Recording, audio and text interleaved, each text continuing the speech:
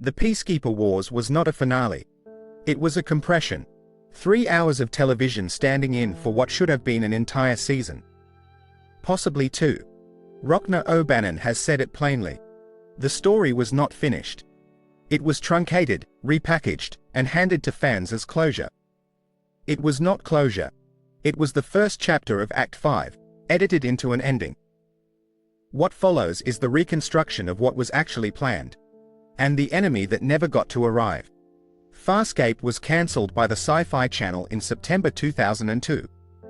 Not at the end of a season. Mid-production on Season 5.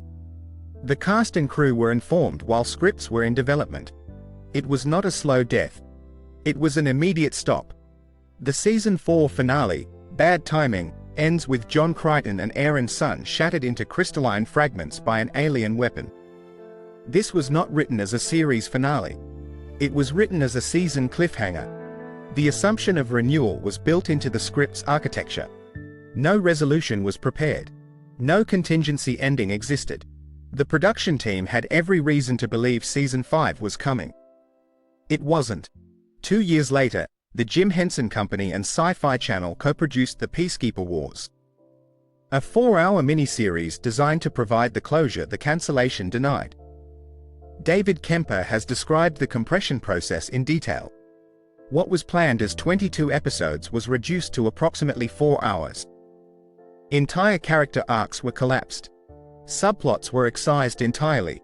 The Wormhole weapons storyline, 4 seasons in the making, resolved in a single sequence. It was resolution. It was not the story.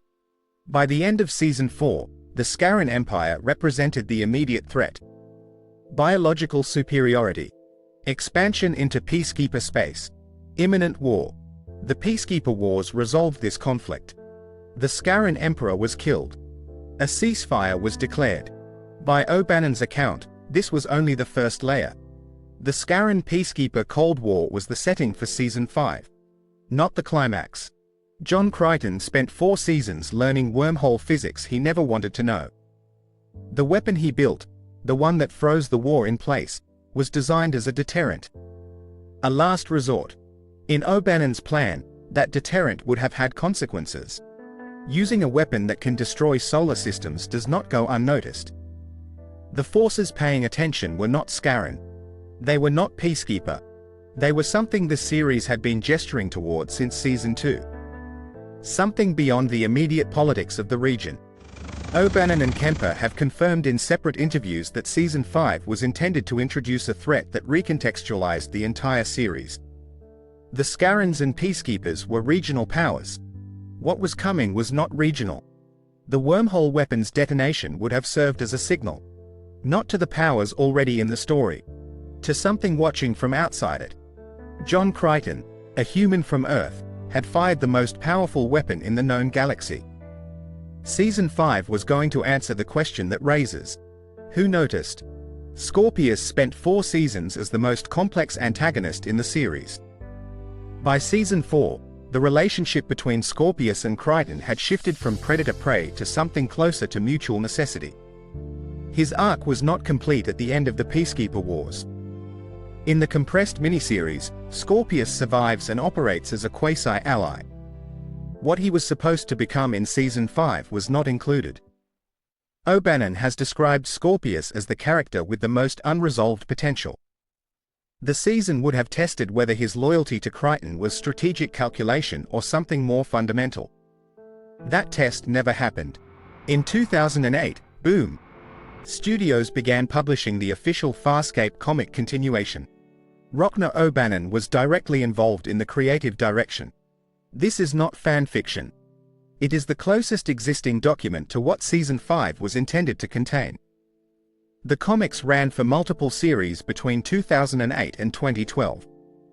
They introduced new threats, expanded the post-war political landscape, and continued character arcs the miniseries was forced to abandon. The comics confirm several of O'Bannon's stated intentions. The post-Peacekeeper Wars galaxy is not stable. The ceasefire is fragile.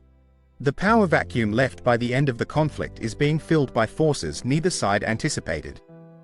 John and Aaron's child, Dargo's Sun-Crichton, is central to what follows. A child born from a human and a Sebacean, carrying wormhole knowledge in his genetic inheritance. The threat that was watching did not forget the weapon. And it knows where the man who built it is raising his family. The comics provide continuation. They do not provide everything. O'Bannon has acknowledged that the comic format imposed its own constraints. What was designed for a 22-episode television season cannot fully translate to a monthly comic run. The emotional architecture of what Season 5 was supposed to deliver remains, in the precise form it was intended, unbuilt. This is the gap between documented intent and executed story. It is the gap this reconstruction is mapping. The Peacekeeper Wars resolved the immediate crisis. It did not resolve the series. The enemy that Crichton's weapon was supposed to summon never arrived on screen. The Scorpius arc was left in a holding pattern. Dargo's Sun-Crichton's inheritance was never tested.